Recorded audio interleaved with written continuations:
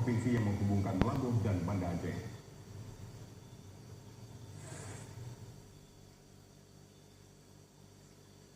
Banjir merendam 16 desa di 7 kecamatan di Aceh Jaya terjadi sejak Selasa pagi kemarin.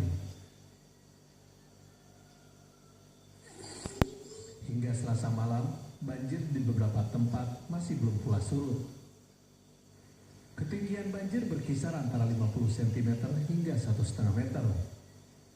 Banjir terparah terjadi di Kecamatan Pasiraya yang hingga saat ini belum bisa diakses. Sebagian besar warga telah mengungsi, namun ada juga warga yang memilih bertahan di rumahnya. Enggak. Kenapa? Enggak, sebab tidak mengusir rai kan enggak ada.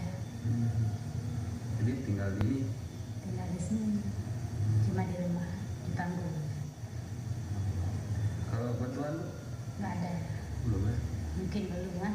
Berarti ini tidak mengungsi karena tidak ada tenda ya?